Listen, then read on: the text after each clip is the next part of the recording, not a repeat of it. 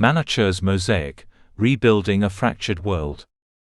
Manuchehr Farhadi stood at the edge of the vast refugee camp, the scorching Syrian sun beating down on his shoulders. At 22, he was the youngest field coordinator for the International Peacekeeping Force, tasked with managing this sprawling city of tents and makeshift shelters. As he surveyed the scene, Manuchehr couldn't help but think of his grandmother's stories about his namesake, the legendary Shah Manuchehr, who had united a fractured Iran centuries ago. "You carry a great legacy," his grandmother would say, her eyes twinkling. "Manuchehr brought people together in a time of chaos. Perhaps you will do the same." Back then, Manuchehr had laughed off her words. Now, facing the greatest refugee crisis in modern history, those words echoed in his mind like a challenge. A commotion near the camp's entrance snapped Manuchehr back to the present. A new group of refugees had arrived, and tensions were already flaring between them and the camp's existing residents. Manuchehr rushed to the scene, his mind racing to find a solution. As he approached, he could see the root of the problem. The newcomers were from a different ethnic group than most of the camp's population. Old prejudices and fresh fears were creating a volatile mix. "Everyone, please," Manuchehr called out, his voice carrying a calm authority that belied his years. "I know you're tired, hungry, and afraid. But we're all here for the same reason, to find safety and a chance for a better life."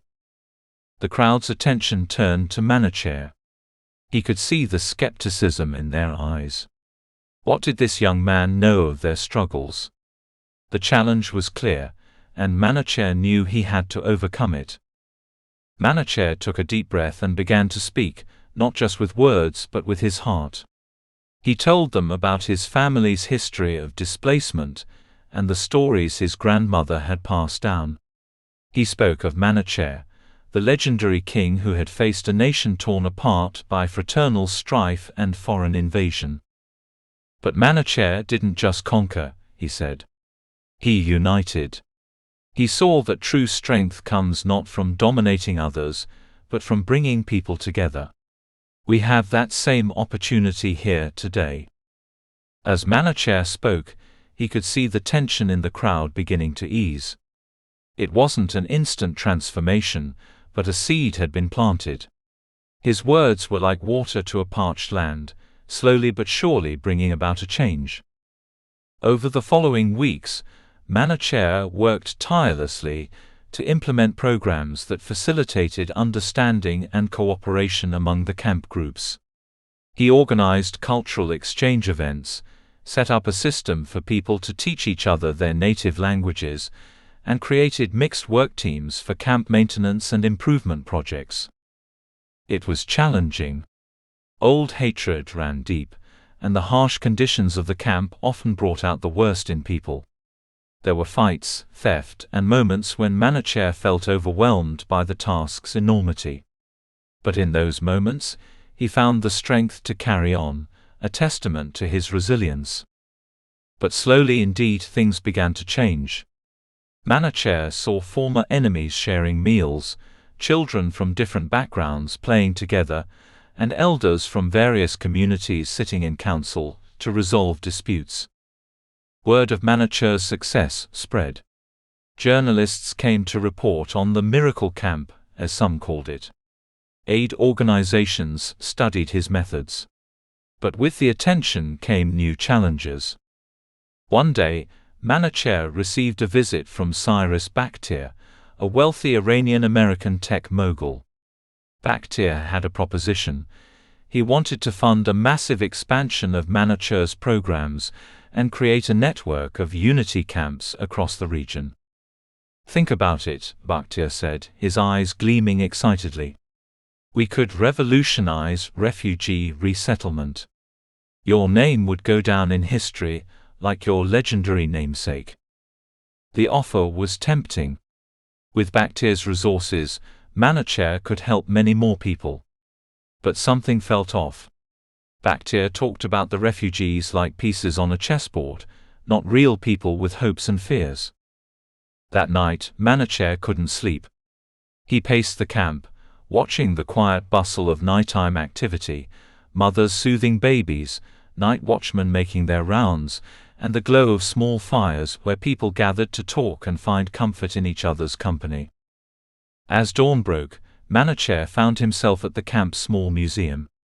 He had started a project, encouraging refugees to share artifacts and stories from their homelands. In the dim light, he could make out a tapestry depicting the legendary Manuchehr uniting the peoples of ancient Iran. Staring at the image, Manuchehr had an epiphany. The ancient king had yet to unite people by imposing his will from above. He did this by understanding the needs and values of each group and finding common ground. Manuchehr realized that Bakhtiar's plan, while well-intentioned, missed the point. Unity couldn't be mass-produced. It had to grow organically, rooted in each community's experiences and cultures. Manuchehr respectfully declined Bakhtiar's offer the next day and proposed a different approach. Rather than creating a top-down network of camps, why not empower refugees to become leaders and peacebuilders? Let's create a training program, Manuchehr suggested. We can teach the methods we've developed here, but adapt them for different contexts. The refugees themselves know their communities best. They should be the ones leading the change. Bakhtiar was initially skeptical, but Manuchehr's passion won him over. Together, they launched the Manuchehr Initiative for Refugee Empowerment, MAIA. The program was a success beyond their wildest dreams. MAIA graduates went on to transform camps and refugee communities across the globe. They didn't just manage crises, they built thriving multicultural communities that became models for cooperation and coexistence. Years later, Manuchehr stood on a stage in Oslo, accepting the Nobel Peace Prize on behalf of MAIA. As he looked out over the audience, he saw faces from every corner of the world, including many he recognized from that first camp in Syria. The legendary Manuchehr united a nation, he said in his acceptance speech. But today, we face a world fractured in ways he could never have imagined. Our task is greater, but so is our strength. We've learned that true unity doesn't come from one leader, but from empowering everyone to be a peace builder. As applause filled the hall, Manuchehr thought of his grandmother and smiled. He had carried on the legacy of his namesake, not by conquering or ruling, but by igniting the spark of unity in others. In doing so, he had helped to weave a new tapestry, a global mosaic of cultures united in their diversity. The work was far from over. There would always be new conflicts, refugees, and divisions to bridge. But looking at what had been accomplished, Manuchehr felt a surge of hope.